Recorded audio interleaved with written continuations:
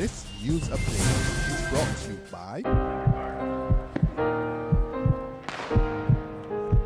They ask us how we do it,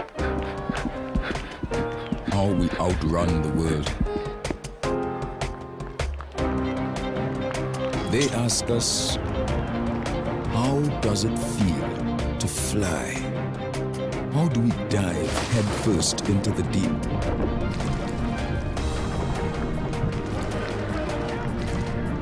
And emerge victorious.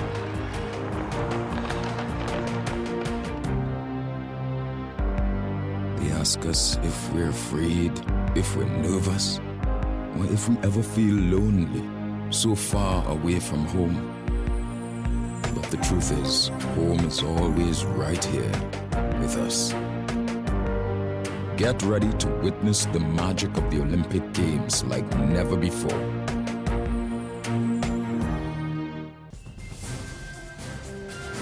It's Monday, August 8th, and time for the Barbados Today Afternoon Update. Thanks for joining us. I'm Fernella Wedderburn. The Barbados Union of Teachers puts the Ministry of Education on notice for more protest action come tomorrow. This after the BUT executive, led by Pedro Shepherd, staged a peaceful protest on the playing field next to the Queen Elizabeth Hospital, just a stone's throw away from the Ministry of Education.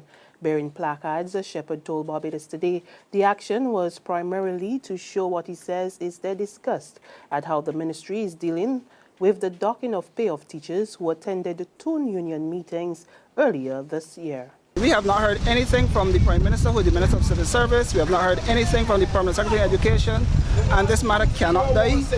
The Barbados Union of Teachers is going to keep this matter on the forefront. This is probably the first time in the history of the union that we have had to use our summer holiday to come and bring issues to the fore.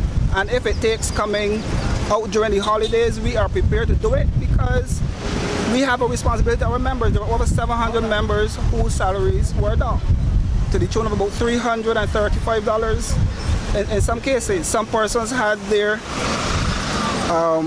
mortgage payments down. So it is a serious matter, and we have to fight it to the end.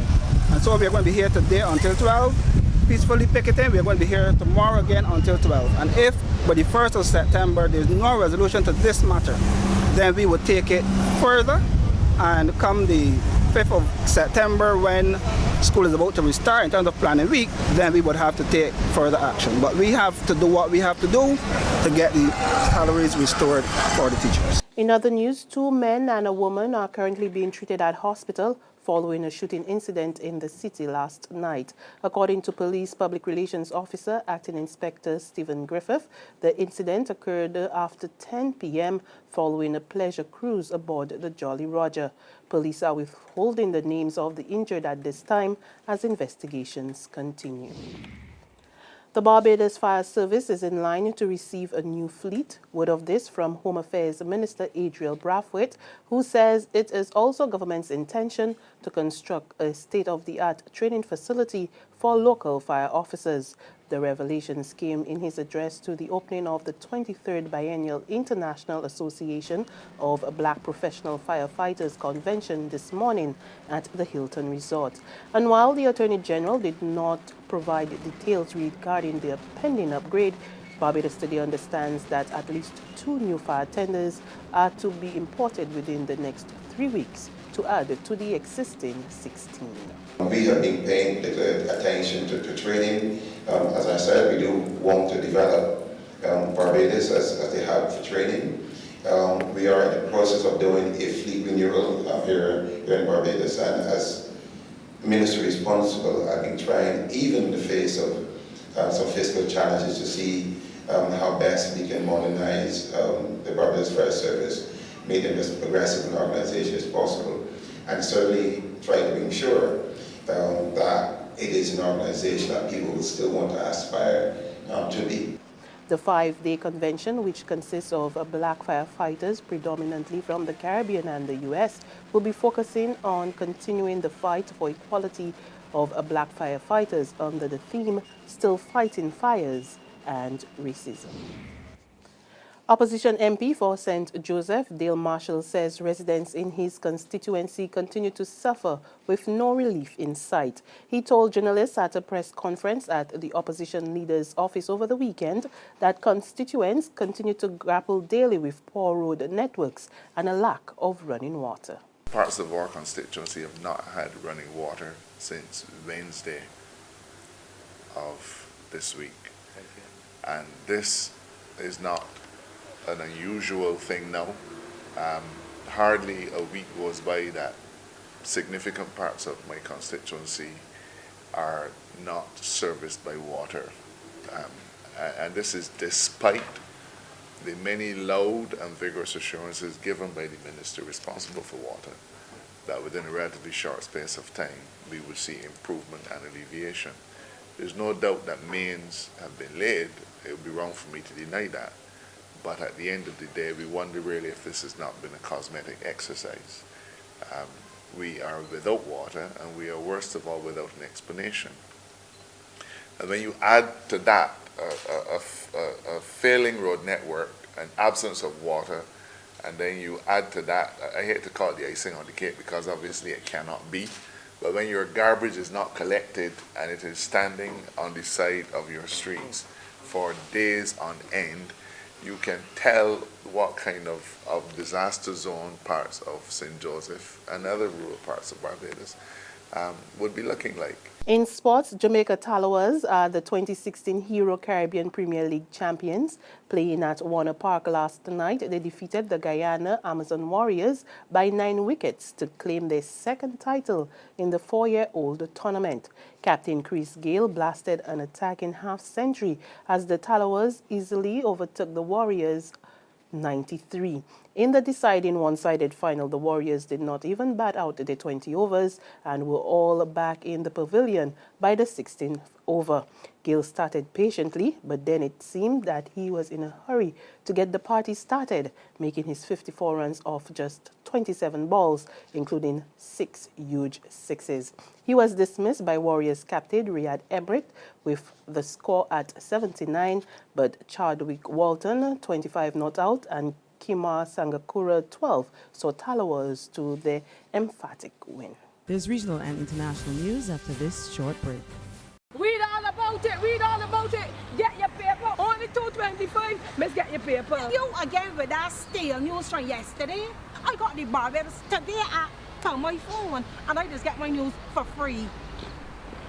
What do she? Barbados Today. News you can trust. Regionally, a 4.8 magnitude earthquake rocked parts of Antigua, St. Kitts and Nevis and Guadeloupe this morning. There were no immediate reports of damage or injuries. The Trinidad-based Seismic Research Center at the University of the West Indies said the quake occurred at 6:15 a.m. and had a depth of 31 kilometers. It was located 35 kilometers north-northwest of the capital. The quake was also felt at 90 kilometers east of Bastia, St. Kitts, and 137 kilometers north-northwest of Pointe-à-Pitre, Guadeloupe.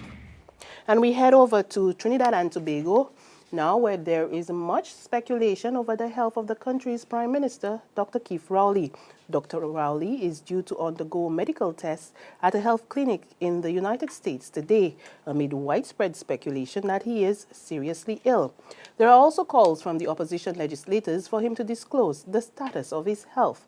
However, in a text message to the Trinidad Express newspaper, the Prime Minister revealed that he would undergo various procedures and processes which should take about a week. But he made it clear that his health and choices on such matters remain personal, even when one is a public figure. It's a position that former Prime Minister Baz Diopande agrees with, but the main opposition, United National Congress, and the Congress of the People are calling on Rowley to disclose the nature of his illness.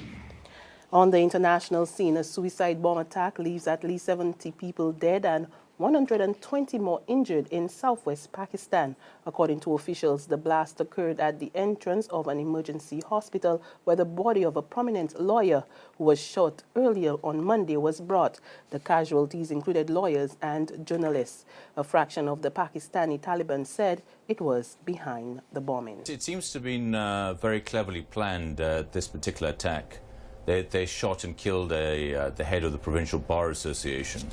And then when lawyers had gathered at the hospital to receive his body from the mortuary, a suicide bomber went among this throng of lawyers and blew himself up. And there were a lot of journalists also who'd come to report on the original assassination.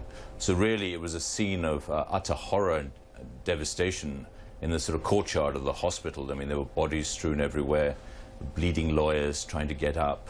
And the death toll was just very high. And on that note, we come to the end of our news and sports update, but there is more on our website at www.barbadostoday.bb. Also subscribe to our e-paper, email updates, and like us on Facebook. We're also on Izumi Media in bus terminals or screenplay at supermarkets and gas stations near you. And you can tune in to channel 99 on Flow TV or Mix 96.9 FM. I'm Fenella Wedderburn. Do have a safe and wonderful day.